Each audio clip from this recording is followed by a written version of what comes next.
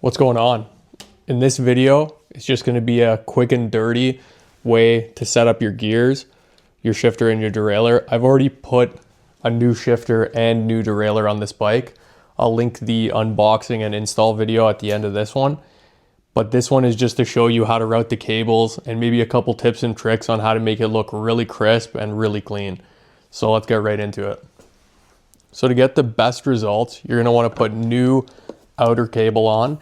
You can buy like a full roll of this on Amazon, or you can go by your local bike shop and support them and just get the lengths you need. You just have to make sure that it is braided like this one. It does wear out, so you want to replace this. So if you're putting all this other new stuff on, you might as well get new cable. You're also going to want to grab a couple of these plastic cable ends. I have a bunch. Same thing, you can go by your bike shop and they'll give you a handful for like a couple of bucks, or you can buy them in bulk. You're gonna also need a cable like end so that it doesn't fray. They come in multiple colors. If you're a nerd like that, you can match it to the bike. But if you're not a nerd like that, they come in black and silver, which is perfectly fine too. Cable cutters. These ones actually have like a little prick tool on the end of it. And this is good to poke the end of the cable after you cut it. But these come in the cable cutters, and this makes a really nice clean cut. With side cutters, you'll just pinch it and it'll just be crappy. Your gears will probably be sticky. This is definitely the play. Just gonna grab a set of those. You'll probably need a Phillips screwdriver and some sort of Allen key. Now, something that was overlooked whenever I would do these, some people would just cut a cable and just put it on here, and it would be like just hanging out here, looping out, and it would just be super long. Like, no, man, you want to cut this so that it fits where it's supposed to go, and so that you can turn like this. Like, number one, this bike won't even go all the way around because of this. Number two, you're not doing X-ups or bar spins on this vintage mountain bike, so you might as well make this as clean as possible. Put a little bit of thought into it and make it nice. When you run the front brake cable and the rear brake cable, I sometimes also tie them together with like little zip ties or cable clips. That always looks really crispy too. So what I like to do is just grab your cable from the spool and just kind of stick it into the frame where it's going to go, like so. And then kind of just like, all right, it's going to go up to about here on the shifter. That looks pretty good. Probably not going to get pulled or anything. With cable ends, it'll be a little bit longer. So something like that almost looks perfect. And then once you've marked it, you can cut it with these cable cutters. Now, I don't know if you can see that, but they cut pretty good. But then you're left with a little bit of like a pinched cable here. So what you're going to do is with that prick tool, you can open up that plastic piece that's inside there, the sheathing or whatever. And same with this on this side. You can open it up with this little prick. So you're just going to poke that through here. And that's it. Now the cable's nice and open. The inner cable should just slide right in. I do like to drip in some oil as well. Just a tiny little bit. You can just see it flowing in there. This kind of helps the cable stay lubricated. In the past, I've never had any issue with using a thinner oil. And then you just need one of these cable ends on each end. They just kind of push on like that. And this one on this end, just like that. You want to make sure that they're seated, because if they're not seated and you adjust your gears, the cable's going to get all loose and you're going to wonder why. It's probably because these haven't been pushed on all the way. So now you can get your inner cable and feed this through. Oh, it's just going in like butter. Look at that. That is just crazy smooth there. This is wicked. I love it. So now you're going to put this up here, right into the shifter like that. Put this into the frame, just like that.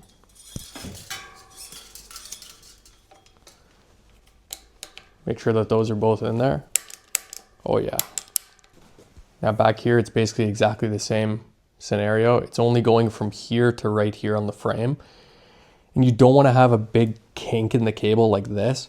I've seen this before where like the cable's really long and it goes like that. It's just gonna mess it up.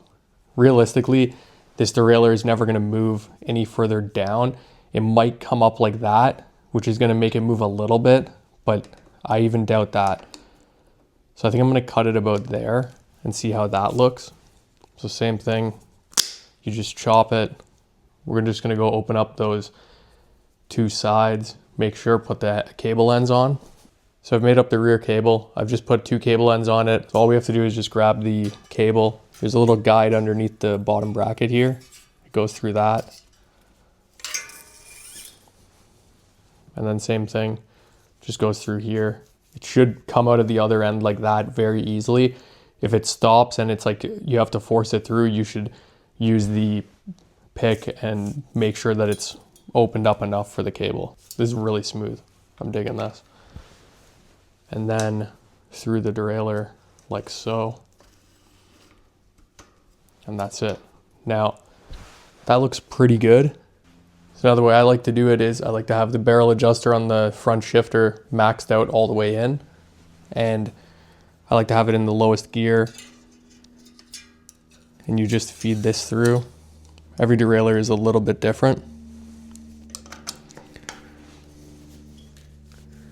And then this has a little cable stop. So you're just gonna kind of pull it and tighten it at the same time. Just like that. Now it looks pretty tight, feels pretty tight.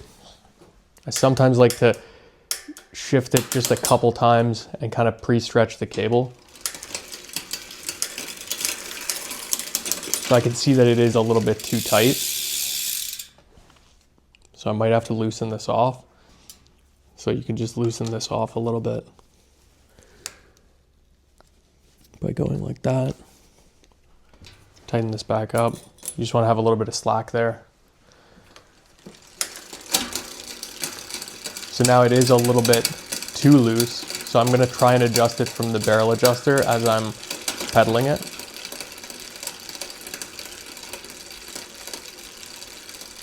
So as you can see, it kind of jumped up a gear there. Now it's not noisy.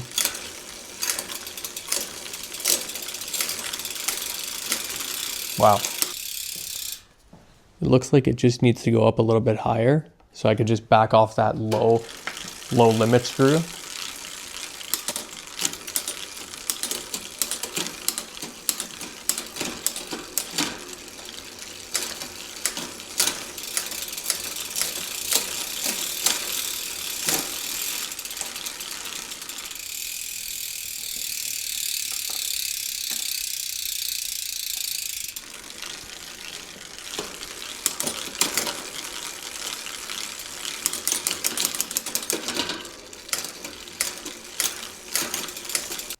Wow, that's a lot better than I thought it was gonna be. It's very crisp shifting and it was almost too easy to dial in. Now, the last thing to do is cut this cable. Now, what I like to do is cut this pretty short, maybe an inch and a half from the end, and then put this little cable end on. I've chosen black, and then I like to crimp it 3 times.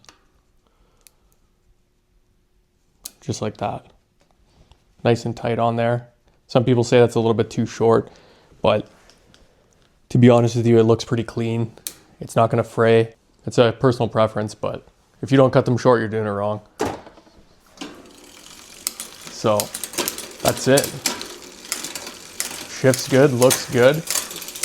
The only thing to do now is to try it out in the real world and see how it shifts and see how it rides. Hopefully this was helpful, and I'll see you guys on the next one.